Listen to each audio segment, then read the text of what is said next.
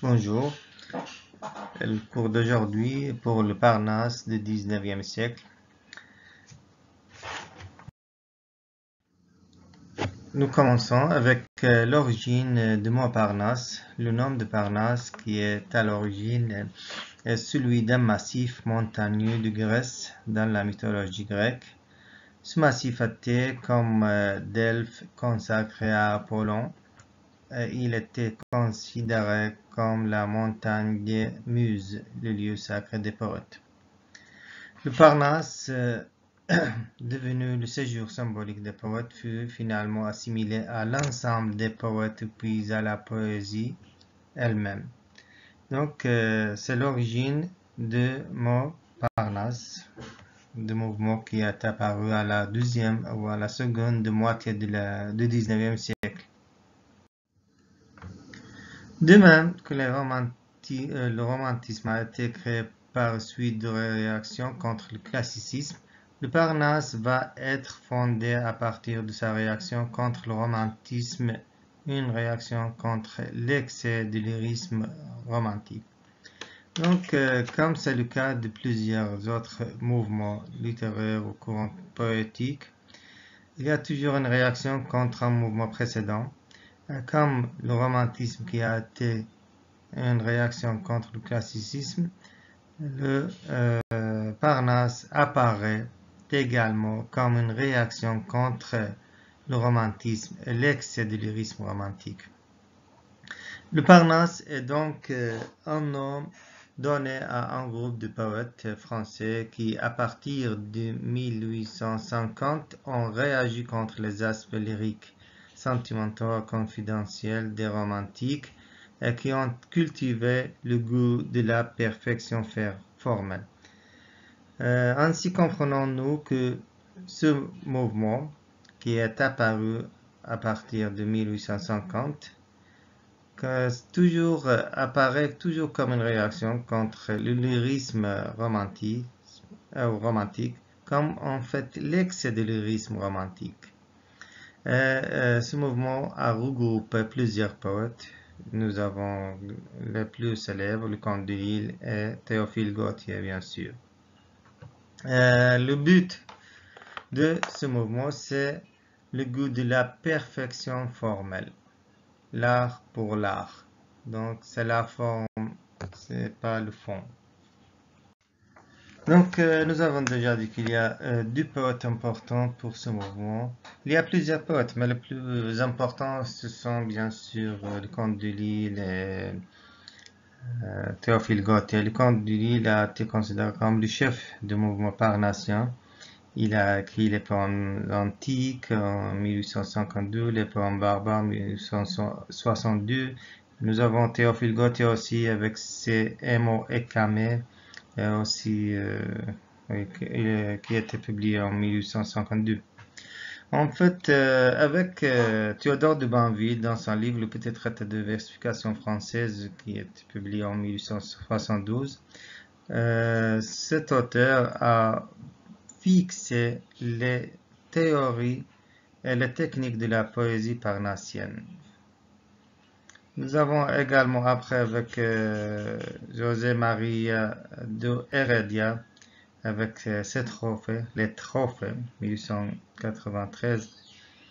En fait, dans son œuvre, il a bien exprimé l'expression la plus réussie de l'art parnassien, l'art pour l'art. Ici, nous avons choisi 4 caractéristiques du mouvement. Les 4 caractéristiques du mouvement, les 4 caractéristiques importantes, bien sûr, du mouvement, ce sont l'impersonnalité et le refus du lyrisme, et la recherche du beau, l'art pour l'art et le culte du travail. Pour le premier point, l'impersonnalité et le refus du lyrisme, c'était toujours contre le lyrisme des écrivains romantiques, contre leur épanchement et leur utilisation récurrente et surabondante de moi. Donc, c'est l'impersonnalité vraiment le refus du lyrisme. contre le moi, contre moi tout simplement. Et donc, ils ont préféré de favoriser la distance et l'objectivité. Il faut faire une distance et une objectivité dans l'œuvre parnassienne. Deuxième point, nous avons la recherche du beau. Certes, les parnassiens, en réaction, toujours comme nous voyons la répétition du mot réaction, parce que, comme nous avons déjà dit, il y a toujours l'apparition ou la naissance de mouvements, c'est toujours comme une réaction contre les œuvres qui ont précédé. Comme nous avons déjà cité le romantisme et le classicisme, et maintenant le Parnasse avec le mouvement parnassien avec le romantisme, etc. Ça continue toujours comme ça. Donc, avec la recherche du beau, le Parnassien, en réaction aux attentes politico-sociales des romantiques, ont eu pour but de sortir l'art de tout ce qui concerne le monde contemporain et ses problèmes. Donc, comme le dit celui qui exprime bien cette idée, c'est Théophile Gautier. Il dit il n'y a de vraiment beau que ce qui ne peut servir à rien. Tout ce qui est utile est laid. Donc, c'est l'idée, on peut dire que c'est le résumé vraiment de l'idée parnassienne. Troisième point, l'art pour l'art. Pour le parnassien, l'art est utile parce qu'il est art. Donc, rien n'importe si ce n'est l'art. C'est le résumé c'est une affirmation de l'idée qu'on a déjà proposée avec l'art pour l'art. Donc, l'art pour l'art. Cette idée qui représente le pilier essentiel de la règle ou des principes du mouvement parnassien. C'est pourquoi les poètes parnassiens se sont toujours retrouvés du côté de l'absolue gratuité de l'œuvre.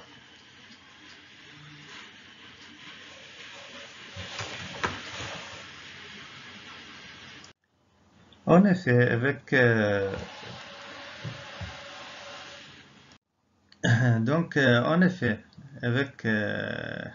Parnasse, avec le mouvement parnassien, la métrique se fait plus rigoureuse et l'utilisation de sonnets de l'alexandrin, de vocabulaire érudit et des vastes cycles poétiques devient courante et récurrente. Pour quatrième point, le culte du travail. Ici, le poète doit être ou peut être comparé au sculpteur qui doit transformer une matière difficile. Le langage en beau par et grâce à un patient travail. Cette idée, nous allons la voir avec le poème de Théophile Gautier, l'art pour l'art. Donc, nous avons choisi comme un modèle pour ce mouvement le poème célèbre de Comte de Lille, le chef du mouvement parnassien, Les Montreurs. Le Comte de Lille, c'est l'un des poètes chefs de file de Parnasse et de l'art pour l'art. Il a rédigé ses poèmes, ou les poèmes barbares entre 1862 et 1878. Et ici, avec son poème Les Montreurs, il nous présente de véritables manifestes de poètes parnassiens qui s'opposent violemment à la poésie lyrique. Donc, avec les deux premières strophes, nous voyons tel qu'un morne animal meurtri plein de poussière, la chaîne au cours, long, chaud, soleil de terre, promène qui voudra son cœur ensanglanté sur ton pavé cynique au plaie carnassière. Le poète dans la première strophe nous présente tout d'abord l'image d'un animal qui n'était pas nommé. Un animal, cela pour permettre tout simplement une généralisation.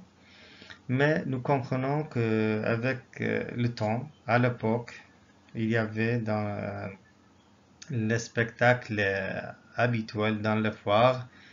Cela nous pousse à la réflexion que c'est l'ours, l'animal qui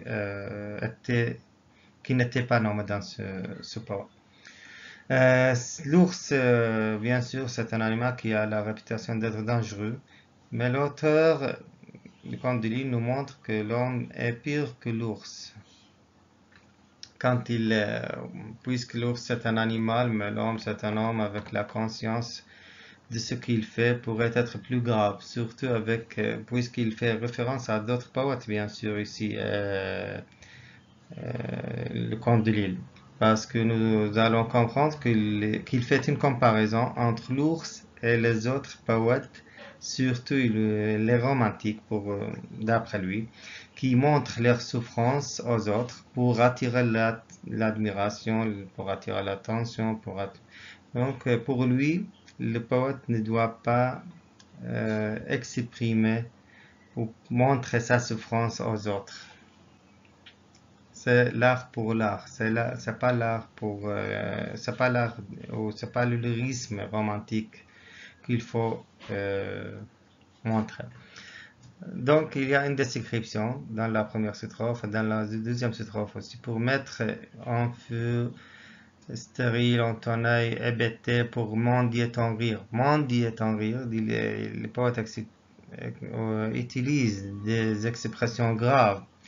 Parce que pour mendier ton rire, ta pitié grossière déchire qui voudra la robe de lumière, de la pudeur divine et de la volupté. Il veut dire que les autres poètes, ils font cela, ils montrent leur souffrance, leurs sentiments pour mendier la pitié des autres, des lecteurs. Donc, toujours, l'auteur reproche les poètes reprochent également au public leur grossièreté, leur stupidité. Donc, il y a un amusement mais sans réflexion. Dans la troisième et quatrième strophe, les deux dernières strophes, dans mon orgueil muet, dans ma tombe sans vouloir, dussé-je m'engloutir pour l'éternité noire. Je ne te vendrai mon ivresse ou mon mal, je ne livrerai pas ma vie à tes huées, je ne danserai pas sur ton tréteau banal avec tes histrions et tes prostituées. Ici, toujours une confirmation pour l'idée qu'il a déjà proposée. Nous voyons avec dussé-je m'engloutir. Bon, on va passer après à cette idée parce qu'il y a il y a là, bien sûr, ici c'est l'imparfait du verbe devoir, dussé-je. Mais ici, la première personne de singulier qui apparaît. Et cela,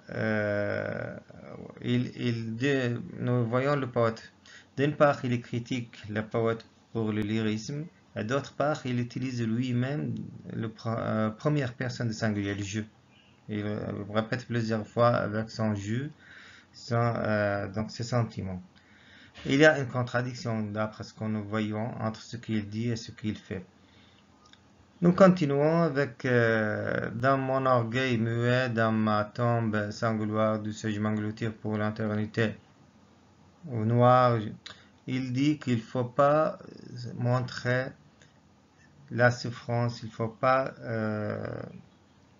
il faut pas vraiment être un sujet d'ironie pour attirer l'attention, tout simplement. Donc, dans la fête foraine, dans l'idée générale du poème, il y a le peuple, il y a le public qui est représenté dans ce poème par le lecteur qui aime les poèmes larmoyantes, le poème larmoyant, les poèmes qui leur poussent à être triste, tout simplement. Et il y a l'ours qui représente le rôle du poète qui dévoile ses sentiments.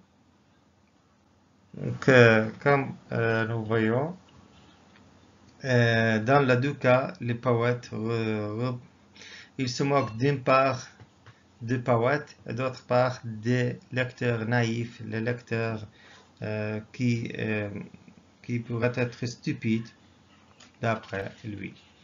Nous avons un reproche. Ce reproche pourrait être très grave parce que nous accusons une grande partie de gens.